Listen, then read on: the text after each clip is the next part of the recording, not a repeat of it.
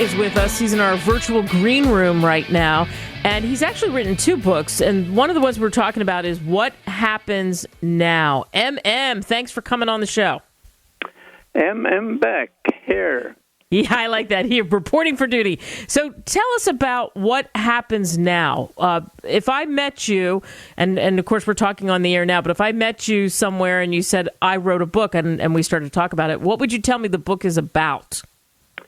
M.M. Beck, What Happens Now is a second book in a series about an individual by the name of Daniel Jorgensen. Daniel Jorgensen, in What Happens Now, holds the rank of Major General, and he is associated with the Army Criminal Investigation Element, which later becomes the Criminal Investigation Division, or CID. General Jorgensen is allowed to work at a fictional college, Knoxville College in Knoxville, Colorado. Again, a city that does not actually exist. But he is an ROTC instructor, and he also teaches biology, self-defense, and is called in frequently to investigate crimes, murder, treason, embezzlement, and he has put in so many criminals in prison and large numbers of high-ranking individuals in civil government or military personnel. That he has so many that he's put in prison that he's got all kinds of individuals that are trying to eliminate him. And he's been put in Walter Reed Army Hospital so many times that they're considering reserving a room with his name. Yes. And this is the character, again, I'm going to emphasize this to people, Dan Jorgensen. You've written actually 8 books, and you take Dan in a couple of those books, take us through a lot of different areas. And something you and I talked about is President Eisenhower likes Dan Jorgensen, right? Yes, President Eisenhower declared that Dan Jorgensen was a national treasure. Dan Jorgensen was able to see things, recognize it for what it was, read reports, and get more out of it than anyone else. And some people thought he must have a photographic memory, but he tells them, no, I don't have a photographic memory. It's just that I have some means of retrieving information from my brain, from my memory. And sometimes that comes back immediately, and sometimes it takes a little while, but he has that ability to do so. I love that you have the main character, and you and I talked about this, because in books so often we get hooked into the characters and we want to see what happens with them. And Dan Jorgensen being called a national treasure by the president, and the fact that he moved up through the ranks in the military. Did you know that you had this in you, MM, when you sat down to put all this together? Did you know that you had so much to write about? Because that's an accomplishment. Well, the idea for this, the first book, The Case of Two Left Shoes, I was in veterinary practice, and my one client, he and his family, were avid skiers. And as I was leaving his home one time after a call, that I saw the ski boots on their porch, and they were all lined up, and it was difficult to tell which shoe is right or left. And it occurred to me, 2 left shoes. And that was probably about 1973.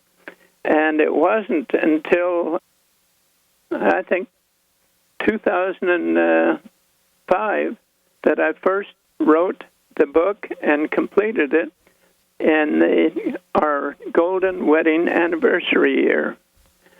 And that's when this whole series started.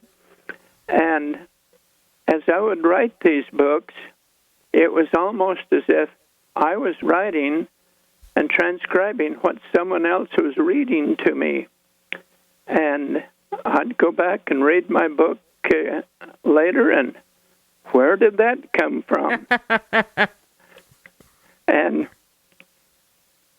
it was just something that once I got started writing, there was no stopping for some time. Yeah. What did the people around you say about that? What'd your family say about, wow, 8 books, you're a machine, and you have this character, and you have all these thoughts that you're sharing, you're a novelist. What did they think? Well, some people are amazed, and other people just write it off that, oh, what does he know about writing these books? Well, don't pay attention to those people, because you know a lot. You have a great way with words. Do you find that, and you said this, it's like you're talking. When you finish a book, what is that feeling like for you? When I finish a book,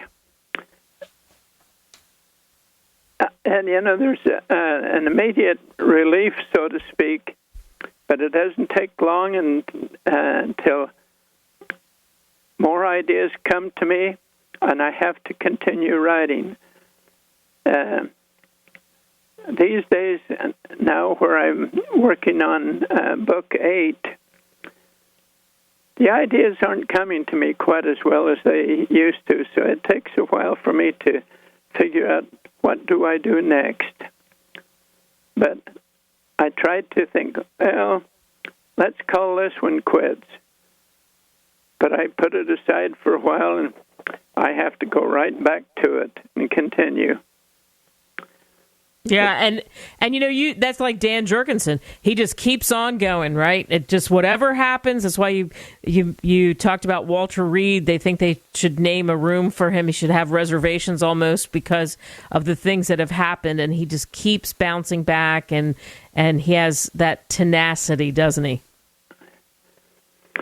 There's a lot of the information, or a lot of the incidents in the book are very personal. And so when I read my own books, sometimes it gets rather emotional because there's too much of my own life tied up in that book. And my wife says, you're reading one of your books again. She knows. Oh, is he tearing up again? He must be reading his books. I love it. And, that's a sign of a good writer, because you're using what's inside you, what you know, and you're whipping that into these novels and these stories. And do you hope that's what happens for people who pick up your books, if they happen to pick up What Happens Now or any of them? You mentioned 2 Left Shoes, Beck. What do you hope people walk away with these stories? Well,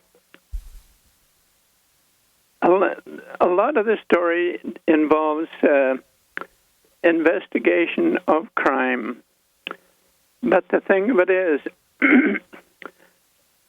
Dan Jorgensen wants to get students, people in general, to use their minds and investigate, study things out, and come to intelligent, thought-out decisions, not just, let's do that. The newspaper says that this person's a bad person, so I'm not going to vote for him. A person needs to use their own intelligence and not follow the crowd, so to speak, and jump on the bandwagon because everyone is, They need to think these out and make informed decisions. And when a person thinks out of the box, so to speak, that is when inventions, improvements, ideas come from, when a person is willing to do something other than what everyone expects. And that's good advice. And Dan Jorgensen, as a teacher, has studied the life of Socrates, and he tries to use the methods of Socrates to teach the students and even teach other teachers how to improve their own teaching capability. Yeah, and that's why he's able to do so many of the things that he's done. Pick up the book, pick up any of the books. M.M. Beck, great job. What Happens Now is the one we were talking about. Thanks so much for joining us on the show. Well, you're welcome.